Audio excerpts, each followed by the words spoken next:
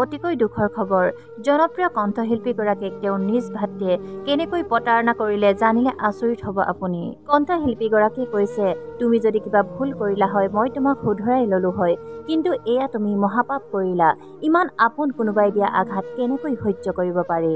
এনেকুৱা ধৰণৰ কাণ্ড কৰিব বুলি ভবা নাছিলো। গতিকে আৰু ইমান ডাঙৰ অপৰাধ কৰাৰ পাছত মোৰো মানে অকণমান মানুহৰ প্ৰতি বিশ্বাসটো কমি গ'ল।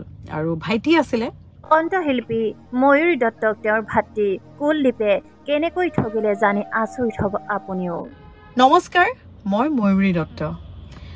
এটি সৰু কথা জনাবলৈ আপোনালোকৰ আগত এই ভিডিঅ'টি প্ৰস্তুত কৰিলোঁ। সেয়া হৈছে যোৱাকালিৰ পৰা বহুতে ফোন কৰিছে, মেছেজেছ কৰিছে যে ছ'চিয়েল মিডিয়াত ইতিমধ্যে গম পাইছে যে মোৰ ব্যক্তিগত ফটোগ্ৰাফাৰ কুলদীপ ডেকা, সকলোৱে জানে মোৰ মৰমৰ ভাইটি বুলি, নলবাৰীৰ ল'ৰা।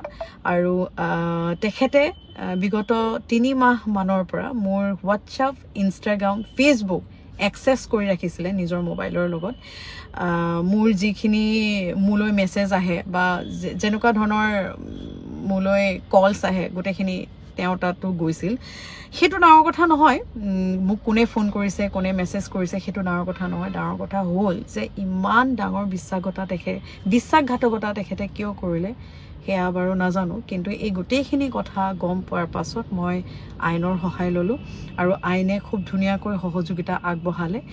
যিহেতু খুব সৰু ল'ৰা কুলদীপ ডেকা, নলবাৰীৰ ল'ৰা, আৰু ছ'চিয়েল মিডিয়াৰ জৰিয়তে তেখেতৰ লগত মোৰ পৰিচয় হৈছিল। আৰু বহুবাৰ মেছেজ কৰাৰ পাছত যে বা মই আপোনাৰ লগত থাকিব বিচাৰোঁ, আপোনাৰ লগত ফটোগ্ৰাফী কৰিব বিচাৰোঁ, শিকিব বিচাৰোঁ, তেনেকৈ কোৱাৰ পাছত মই তেখেতক সুযোগ দিছিলোঁ।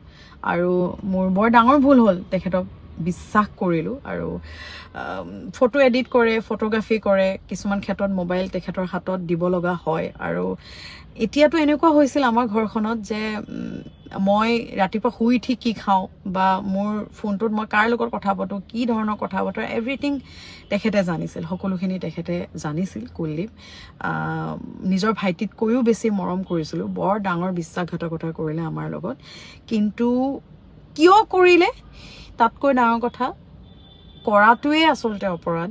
খুব দুখ লাগিছে। বেছি নকওঁ, বেছি কৈওতো লাভ নাই। এতিয়া সৰু ল'ৰা, ভৱিষ্যত উজ্জ্বল আছে। আৰু বহুত বেছি মই কিবা ডাঙৰ ষ্টেপ লোৱা নাই, কাৰণ ভৱিষ্যত আছে। সৰু ল'ৰা, মাফ কৰি দিছোঁ। কিন্তু আপোনালোকক এটি কথা জনাওঁ যে কেতিয়াও কাকো মানে সহজতে বিশ্বাস নকৰিব। মোৰ যিটো ভুল হ'ল আপোনালোকে কেতিয়াও নকৰিব, কাৰণ আজি মোৰ সৈতে হৈছে, কাইলৈ আপোনালোকৰ লগতো হ'ব। কাৰণ যিটো ল'ৰাই ফটোগ্ৰাফী কৰাৰ পাছত প্ৰগ্ৰেমত যেতিয়া আমি পে'মেণ্ট কৰোঁ মিউজিচিয়ানক বা আমাৰ টিম মেম্বাৰক, তেতিয়া কেতিয়াবা মৰমতে 300-400 টকা বা 500 টকা বঢ়াই দিয়া হয়। আৰু তেনেকৈ বঢ়াই দিলে সি মোক জিপে' কৰি ঘূৰাই দিয়ে ল'ৰাটোৱে, যে বা মোক কিয় বেছি পইচা দিছে, মই এইটোহে পাওঁ আপোনাৰ পৰা, মোক বেছিকৈ নিদিবচোন, এনেকৈ কয়। আজি সেই ল'ৰাটোৱে আজি 3 মাহৰ পৰা ফেচবুক, ইনষ্টাগ্ৰাম, মোৰ হোৱাটছআপ পৰ্যন্ত যে সি এক্সেছ কৰি ৰাখিব পাৰিব বুলি ভবাই নাছিলোঁ। 17 বছৰীয়া ল'ৰা মাইনৰ, ই সৰু ল'ৰা, কিন্তু ইমান সৰু ল'ৰাটোৱে ইমান ডাঙৰ যে অপৰাধ কৰিব ভবা নাছিলোঁ। কিন্তু মাফ কৰি দিছোঁ তেখেতক। উজ্জ্বল ভৱিষ্যত আছে। আশা ৰাখিছোঁ ভৱিষ্যতে এনেকুৱা ধৰণৰ কাম নকৰে, শিকক, আনক কেতিয়াও অন্যায় নকৰক আৰু নিজে আগবাঢ়ি যাওক।